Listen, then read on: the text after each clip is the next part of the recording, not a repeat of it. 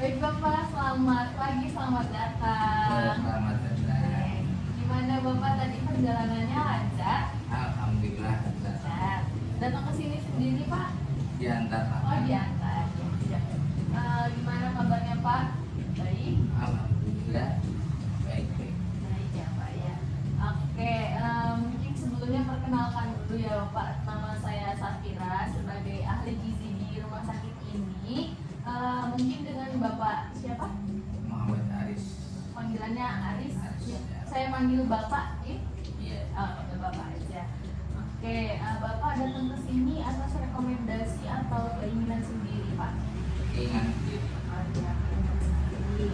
Ada keluhan atau masalah apa Pak yang membawa Bapak untuk datang ke sesi konseling ini? Saya itu kadang merasa pusing, kadang dunianya berputar. Oh iya, itu kenapa Pak? Kalau riwayat biasa itu tensinya tinggi. Oh, tensinya Sudah tinggi. biasa gitu.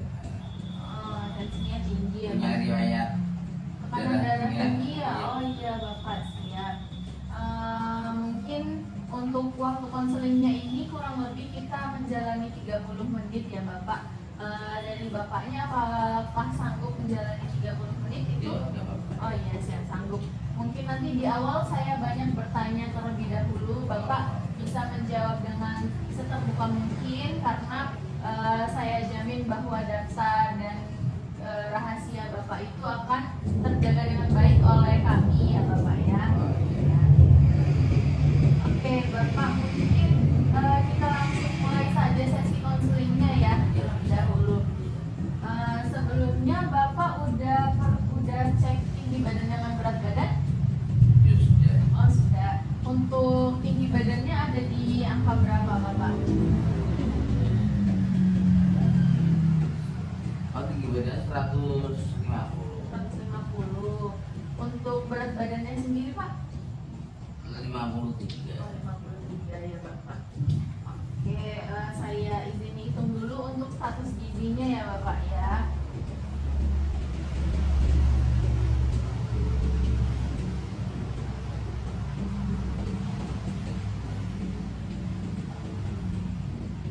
Oke Bapak, ini disimpulin bahwa status gizi Bapaknya itu masih dalam keadaan normal karena hasil perhitungan indeks massa tubuhnya itu ada di angka 23. Nah untuk normalnya itu ada di 18,5 sampai 25. Bapaknya ada di angka 23, jadi masih terhitung normal. Namun untuk berat badan idealnya itu sebenarnya ada di angka 45. Berat badan Bapaknya sendiri ini kan 53. Nah sebenarnya untuk idealnya ada di 45. Jadi memang kelebihan sedikit namun masih dalam status gizi normal seperti itu Pak. Untuk data lab sendiri apakah Bapak udah pernah cek data lab Pak? Sudah. Oh iya, apa saya boleh lihat datanya Pak?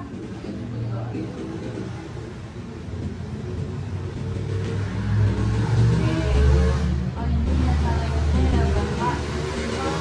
Ini ada keterangan bahwa tensinya 158 per 98 dan ada diagnosa SNH atau stroke non hemorrhagic ya Bapak ya. Oke, di sini itu tensinya kan menunjukkan angka 158 per 98. Ini termasuk tekanan darahnya tinggi Bapak, itu termasuk ke dalam hipertensi namanya karena normalnya kita itu ada di 120 per 80. Tapi kok nggak terasa ya, berarti saya kok biasa saja. Katanya kan kalau terlalu tinggi biasanya muter-muter, itu kok enggak. Sesekali aja gitu ya Pak ya? Sekali enggak sering. Mungkin karena Sudah biasa. Bagi saya normal itu tinggi itu normal, nggak terasa, cuma kadang-kadang ada. Karena mungkin itu udah apa ya Pak, kebawa terlalu lama gitu, jadi karena tubuhnya tuh terbiasa akan tekanan darah tingginya seperti itu ya Pak ya. Mungkin itu kan vaksin, pemerintah kan vaksin 3 kali tuh itu. Vaksin saya pertama itu tensinya 180. Tunggu berapa bulan lagi tensinya 200. Oh iya. Terus berapa bulan lagi tensinya vaksin ketiga itu 180 lagi. Tapi bagi saya itu biasa, nggak terasa muter, nggak terasa anu, itu biasa. Oh, karena mungkin riwayat darah tingginya ini udah terlalu lama gitu ya Pak. Jadi yang apa biasanya harusnya darah tinggi itu pusing, jadi bapaknya Biasa, nggak terasa. biasa gitu karena terlalu lama. Untuk pengecekan terakhir ada di angka 158 sampai per 98 ya Pak ya. Oke. Oke, disimpulkan bahwa ini hasil data labnya itu yang bermasalah ada di tekanan darah ya Pak. Ini termasuknya itu ke hipertensi seperti itu, sama diri ada diagnosa stroke non hemorrhagic karena penjelasan dokternya di sini ada penyumbatan di pembuluh darah otak ya Pak ya. Pernah sekali di ronsen tuh hasilnya ada penyumbatan di otaknya di sini. Oh ya, siap. Berarti ya, penyumbatan di otak itu namanya stroke non hemorrhagic ya Bapak ya. Oke, selanjutnya untuk keluhan sendiri Bapak tadi cuma pusing. Seringnya malah gitu, yang paling sering gitu. Kalau sekarang ada mual muntah lemas? Jangan. Kalau mau ya. Ya berarti hanya pusing ya Pak ya. Jadi untuk keluhannya itu ada di pusing sesekali gitu ya, karena tekanan darahnya tinggi tadi. Oke. Selanjutnya untuk riwayat makan 1 hari yang lalu masih ingat Bapak? Yo, masih. Masih ya. Mungkin dari makan pagi itu makan apa saja Bapak? Kalau makan pagi itu karena beli di warung, jadi Ya. yo nasi Ini sama lauknya? kering sama tempe kering sama kering mie Oh ya. sama kerupuk. Ya. Untuk Ya. lauk hewaninya ada ayam kan Bapak? Enggak. Oh enggak. Untuk yang nabati tahu tempenya ada? Tadi dia tadi tempe lalu itu. Oh iya, tempe kering ya? Tempe kering. Oh iya. Untuk tahu? Tahu yang goreng ada Oh tahu goreng. Ini tahu goreng itu berapa potong Pak? satu. 1 potong ya. Berarti nasi. Oh kalau nasinya berapa centong Pak? 1 atau 2 centong? Sedikit enggak terlalu banyak omnya. Oh iya, 1 centong ada Pak? Iya mungkin kira-kira. Oh iya, 1 centong ya. Baik. Kemudian untuk makan siangnya apa Pak? Siangnya sayur. Sayur. Ya, nasi biasa. Nasinya masih sama 1 centong? Iya, sayur lodeh. Sayur lodeh. Sayur lodehnya 1 mangkuk atau Iya. 1 mangkuk Kalau kecil? siapkannya 1 mangkok, tapi kan ambilnya enggak. Oh ya berarti mungkin 1 mangkuk kecil. Secukupnya. Oh iya, siap. Kemudian Sama lauknya ayam bacem. ayam kecap ya Pak ya, ayam kecap. Kemudian kalau nabatinya ada tempe tahu Pak? Tempe tetap ada. Tempe 1 potong, 2 potong? Iya, sama kerupuk. Tempenya digoreng? Iya. Oh iya tempe goreng, 1 potong ya Pak ya? Iya, sama kerupuk. Sama kerupuk. Oke, untuk makan malamnya Pak? Makannya itu kalau mungkin nasi biasa nasi. Nasi. Sudah ada nasi, centong. tapi kan kadang mie godok. Oh, mie instan ya Pak ya? Instan. Mie instan. Tapi tetap pakai nasi ya Pak ya? Iya. Oh iya, tetap pakai nasi. Kemudian sayur? Kerupuk. Oh, kerupuk. Kalau sudah mie enggak pakai sayur. Oh iya, berarti nasi, mie sama kerupuk ya Pak. Untuk selingannya sendiri ada makan tertentu Pak? Oh enggak. Untuk buah sayurnya, untuk buahnya dari pagi sampai malam ada makan buah Pak? Kadang makan kadang enggak. Kalau yang 1 hari lalu? Kemarin paling ada pisang. Oh iya pisang. Siangnya Tadi toh. pisang siang. 1 buah? Satu. 1 buah. Oke Bapak, di sini untuk riwayat makannya itu terhitungnya Bapak lumayan banyak yang goreng-goreng ya, kayak tempe goreng, tahu goreng, kemudian ada kerupuk ya, banyak yang kerupuk. Sama di sini mie instan. Nah, bumbunya mie instan itu kan natriumnya tinggi ya Bapak, jadi bisa mempengaruhi tekanan darahnya itu bisa meningkat juga seperti itu.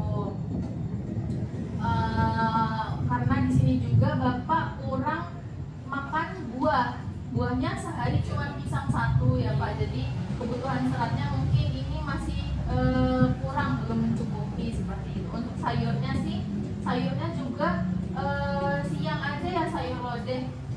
Untuk pagi sama malamnya itu kurang juga konsumsi sayurnya. Berarti di sini yang kurang itu ada di sayur buah sama kebanyakan di goreng-goreng seperti itu ya Pak ya. Oke. Kemudian untuk data klien ini Bapak umurnya ada di berapa tahun ya Pak? 48. Oke, umurnya ada di 48 tahun. Kemudian pekerjaannya apa Pak? Dulu seni musik, ngiringi anak-anaknya. Oh, anak-anak. Khususnya anak-anak TK, Oh, anak TK. iya. Saya tuh disuruh ngiringi anak-anak nyanyi pakai mesin. Anak nanti nyanyi maju, saya ngiringi. Oh iya, berarti untuk aktivitas fisiknya dari rumah ke sekolahan gitu aja ya Pak ya. Untuk olahraga, suka olahraga Pak? Kadang iya, kadang enggak. Habis subuh biasanya kadang iya, kadang enggak. Oh, terhitungnya jarang ya Pak ya. Seminggu berapa kali Pak? 2 kali. 2 kali, seminggu 2 kali. Untuk riwayat penyakit sendiri, ya itu ya Pak ya, tekanan darah tinggi sama stroke tadi. Untuk riwayat konsumsi obat ini ada di sini Bapak mengkonsumsi amlodipin, astilat 80 mg sama vitamin B12 ya Pak ya. Iya. Berarti ini saya simpulkan bahwa aktivitas fisik Bapaknya kurang karena olahraganya juga masih terhitung jarang.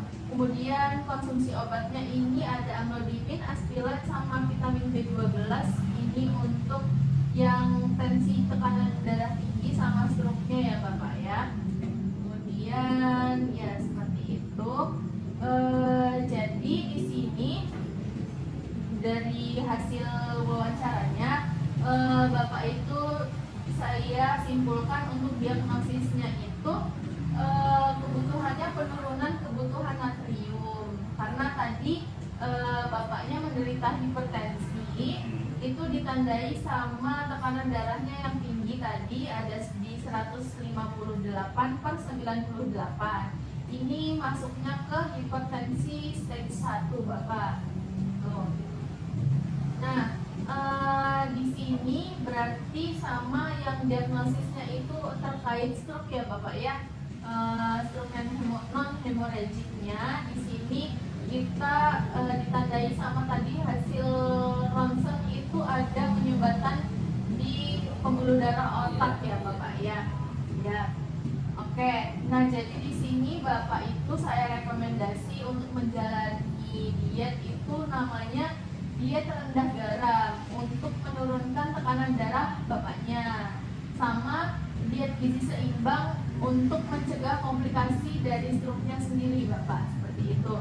Nah, untuk tujuan dari diet rendah garam itu ada di sini Pak, untuk membantu mengontrol tekanan darah dan membantu menghilangkan penumpukan cairan di dalam jaringan tubuh, seperti itu. Nah, untuk yang diet stroke-nya ini tujuannya itu ada memberikan makanan secukupnya untuk meningkatkan kebutuhan gizi dengan memperhatikan keadaan dan komplikasi penyakitnya. Kemudian ini memperbaiki keadaan stroke-nya seperti untuk mengurangi komplikasi-komplikasi yang lainnya, seperti itu Pak. Nah, untuk menjalani diet ini saya mau hitung, saya minta waktu sebentar untuk menghitung kebutuhannya Bapak konsumsi sehari-hari ya Bapak ya. Iya.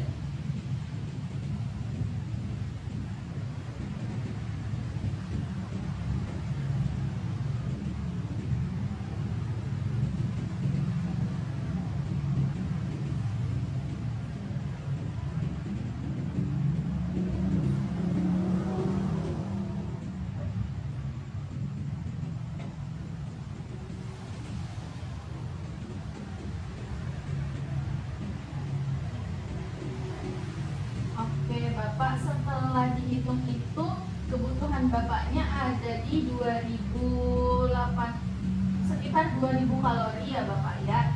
Nah, karena di sini yang diutamakan itu penurunan berbahan natrium. Jadi konsumsi garamnya itu maksimal 1 sendok teh atau 4 gram per harinya. Jadi dimakan pagi, siang, sama malam itu maksimal 1 sendok teh seperti itu, Pak. Itu gak ada rasanya loh. Iya, jadi tapi harus seperti itu karena untuk menurunkan tekanan darah bapaknya. Nah, untuk menjalani diet ini kira-kira apakah dari bapak itu mampu dan bersedia? Iya, coba dulu. Ya, berarti kalau makannya hambar kan gak enak. ya, Kalau hambar mungkin dikurangi dulu sedikit-sedikit nanti ya Pak ya. Tapi ini saya memastikan bahwa bapaknya ada keinginan untuk menjalani diet agar tekanan darahnya itu menurun seperti itu ya Pak ya. Iya. Jadi ada komitmen untuk menjalani diet ini ya Pak ya. Oke, karena bapaknya mampu untuk menjalani yang diet saya anjurkan, ini ada leaflet untuk bahan makanan yang dianjurkan sama tidak Pak. Nah, untuk makanan pokoknya itu bisa pakai nasi, jagung, bihun, atau tepung-tepungan. Itu bisa tepung tapioka, tepung beras gitu. Terus bisa pakai pasta, bisa pakai makaroni, spaghetti dan lain-lainnya. Nah, untuk yang dibatasi itu di sini ada kue-kue yang manis dan asin seperti itu Pak. Ada kue pastry, terus biskuit, terus kue yang dimasak dengan garam dapur, kemudian ada baking powder untuk yang kue itu Pak. Kemudian ada soda sama keju juga dibatasi. Nah, untuk lauk hewani yang disarani itu ada daging tanpa lemak, kemudian ayam tanpa kulit, ikan segar, kemudian di sini ada telur. Nah, untuk yang dibatasi itu yang diawetkan dengan garam Pak, kayak ikan asin, terus kemudian telur asin, gitu. Yang asin-asin itu dibatasi dari lauk hewaninya ya Bapak ya. Nah, untuk lauk nabatinya sendiri ini ada kacang-kacangan seperti tahu, tempe, terus oncom itu yang dimasaknya menggunakan sedikit garam. Untuk yang dikukus berarti, bayinya dikukus. Dibacem bisa Bapak, terus dipanggang juga bisa gitu. Terus yang dibatasinya itu selai kacang, terus semua kacang-kacangan itu yang diawetin sama garam atau dimasak sama garam seperti itu dibatasi. Nah, untuk buah-buahannya semua buah-buahan segar itu dianjurkan. Kalau yang dibatasi itu buah-buahan yang diawetin seperti buah kaleng, manisan itu dibatasi, yang diawetkan seperti itu ya Pak. Untuk lemaknya sendiri ya seperti biasa ada minyak goreng, bisa pakai margarin, kemudian bisa pakai mentega seperti itu Pak. Untuk yang dibatasinya itu ada margarin yang asin seperti itu kan ada ya Bapak ya. Nah untuk sayurannya semua dianjurkan juga sayuran segar, tapi yang tidak dianjurkan itu sayuran yang diawetin Pak, seperti ada sayuran kaleng, terus kayak sawi asin, asinan itu yang asin-asin juga itu dibatasi, kayak acar gitu itu dibatasi juga Pak.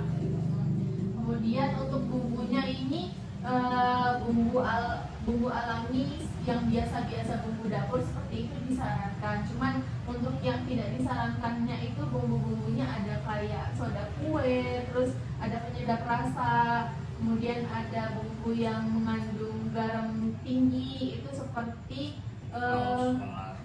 benar, terus kayak ada tauco itu dibatasi gitu. Jadi intinya untuk bahan makanan yang dikurangi itu yang banyak garam, yang tinggi garam seperti itu Pak. Karena tadi kan kita pembatasan garam ya Pak ya.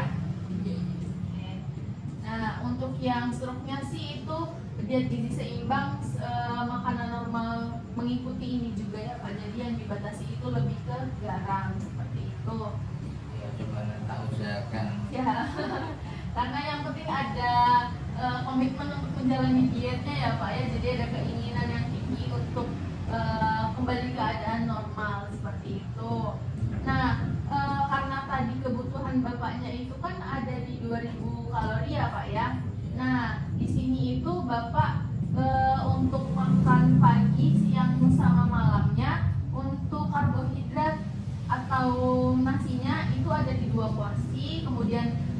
hewaninya 1 porsi, protein nabatinya 1 porsi, sayurnya 1 porsi, sama buahnya 1 porsi. Nah, kan kebiasaannya untuk karbohidrat itu biasanya nasi, terus lauk hewaninya ayam, ikan, doang ya Pak ya. Nah, sebenarnya banyak penggantinya. Ini namanya itu bahan makanan penukar Pak. Di sini ada golongan yang pertama, itu untuk karbohidratnya bisa pakai nasi, bisa pakai nasi tim, bisa pakai bubur beras, bisa pakai nasi jagung, bisa pakai kentang, kemudian ada singkong, talas, terus ada ubi, bisa pakai roti, terus kemudian ada makaroni, terus pakai tepung maizena, tepung beras, tepung sagu, tepung terigu, tepung hungkwe, mie kering, sama mie basah. Cuman kalau yang mie instan itu dibatasi ya Pak, dikurangi itu karena tadi yang instan. Nah, Praktis nih ya. ya, tapi itu yang bahaya untuk hipertensinya karena natriumnya tinggi ya Pak. Ini untuk karbohidratnya sekali makan itu 2 porsi. Nah, untuk 1 porsinya itu kan di sini ada gram-gramannya ya Pak. Jadi nanti bisa menyesuaikan, kayak misalnya nasi 100 gram berarti harusnya sekali makan ada di 200 gram. Kalau nasi tim ini ada gramnya berarti dikali 2 seperti itu ya Pak ya.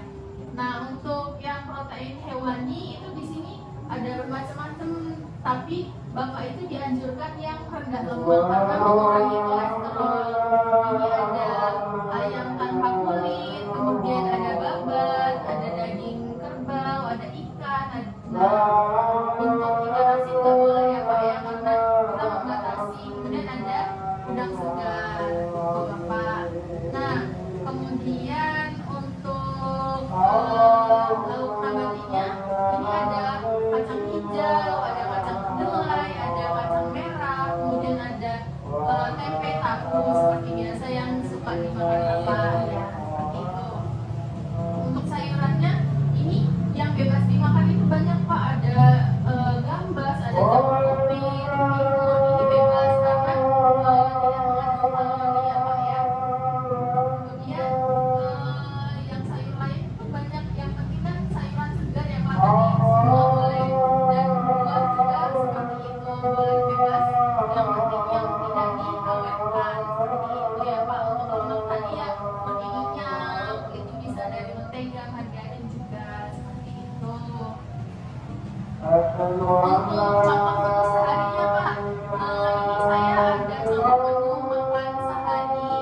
Itu makan paginya bisa pakai nasi, kemudian telur bumbu balado, kemudian ada tumis buncis, terus di sini buahnya bisa pisang.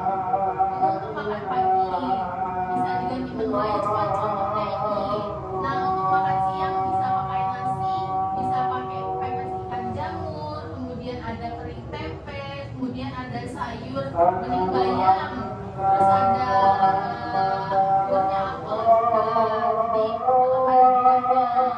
Terus di makan malamnya itu ada nasi, ada ayam panggang bumbu rujak, kemudian ada oseng tahu cabai hijau, kemudian ini sayurannya bisa pakai sawi, bisa pakai lombang dan lain-lain gitu ya Pak. Kemudian buahnya ada jeruk.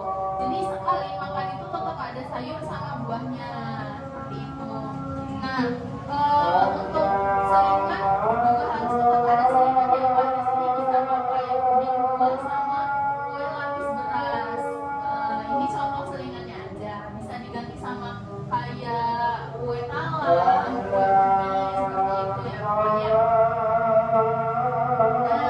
Nah, dari diet dan rekomendasi yang saya jelaskan, dari Bapak apakah ada yang ditanyakan terlebih dahulu? Ya, yang jadi tujuan saya Pak,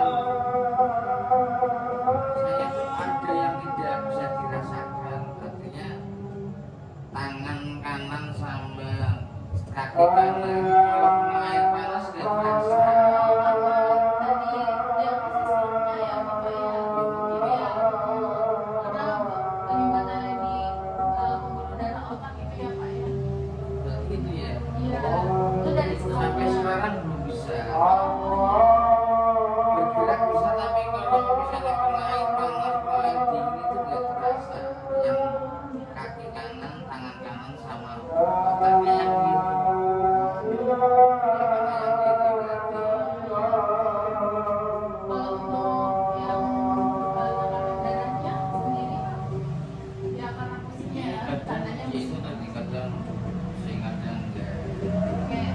dari rekomendasi yang telah saya jelaskan, mungkin Bapak sudah dapat memahami dengan baik, Pak.